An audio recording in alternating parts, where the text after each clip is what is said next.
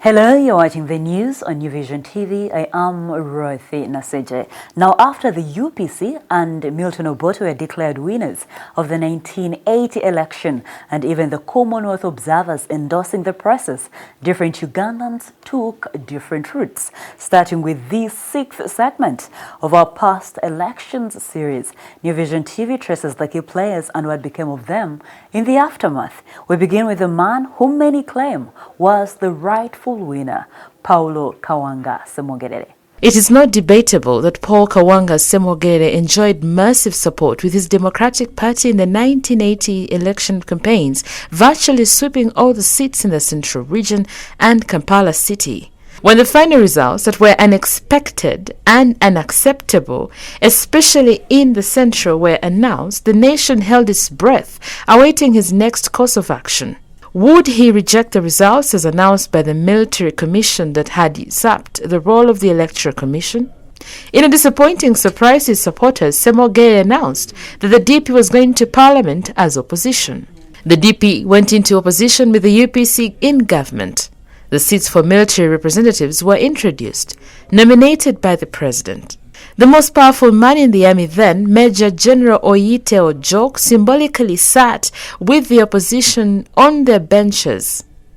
President Obote straight away embarked on ridiculing Dr. Ssemwogerere at every opportunity. Ssemwogerere on his part diligently led the opposition until one time, in protest against the massive human rights abuses, led an opposition walkout at the presentation of the budget presented by President Obote, who was also finance minister.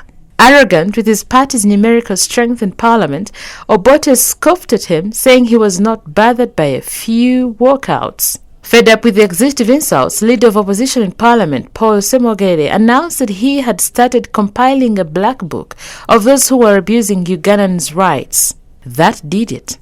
The military and UPC leaders were furious at the implication that a time for paying for their sins would come. But all the same, they drastically cut down on the arrogance, though they could not contain the excesses of their army.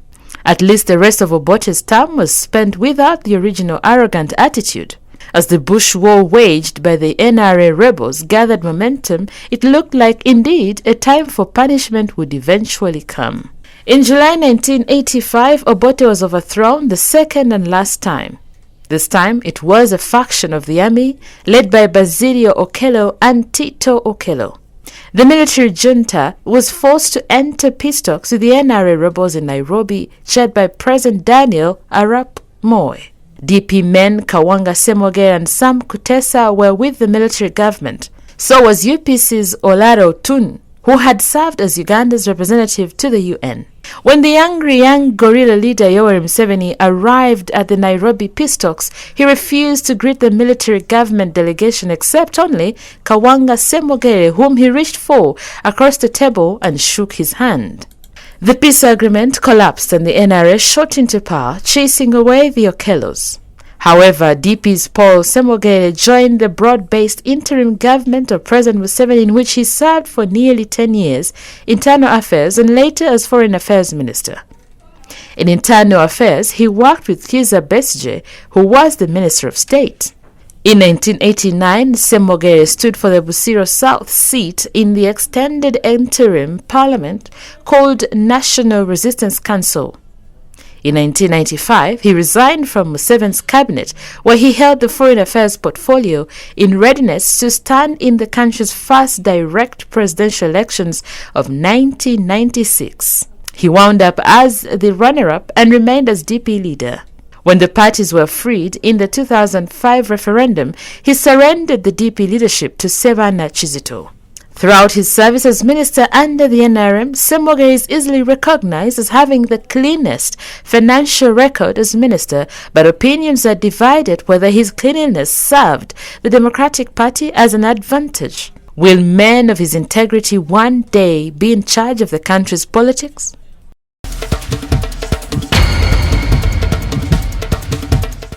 Now moving straight into our sports news, NDEJJE University has moved close to retaining the East African University Games title following the current count of 28 gold medals in 3 disciplines so far at the event, ending tomorrow in Dodoma, Tanzania. The Luel Best side that is vying for their 6th regional crown at the biennial event had so far bagged 21 gold medals, 3 silver and 9 bronze in swimming at press time yesterday. Now, on top of that, NDEJJE secured 9 gold in karate and another gold in the men's 10,000 meters that was won by one Wixon Kwijuche.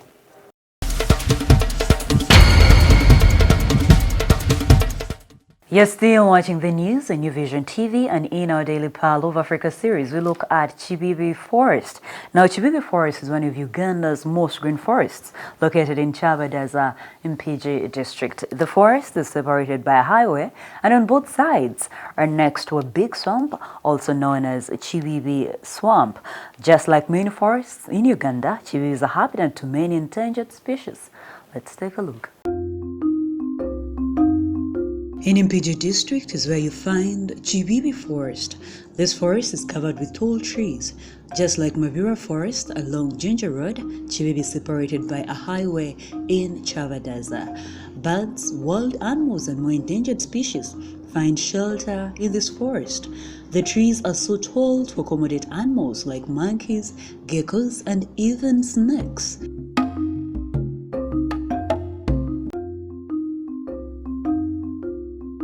Some activities to engage in while here are hiking, sightseeing, sunbathing, camping to mention but a few. The interesting enough is a big swamp that lies just next to the forest. It is also called KIBIBI Swamp.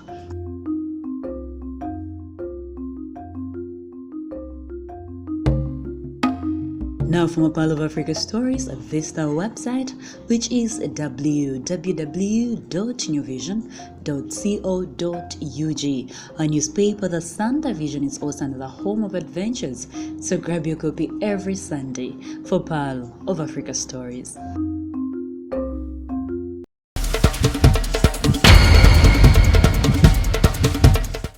And that's all I had for you. Thank you for watching. Be sure to catch more news updates and other programs here on New Vision TV by visiting our website, which is www.newvision.co.ug/video. You can also catch us on social media. Our Facebook page is The New Vision. Twitter is @NewVisionWire. Instagram is @NewVisionWire. And the YouTube channel is New Vision TV. Catch up with me on my Twitter handle. I am Dorothy the Voice. Thank you for watching.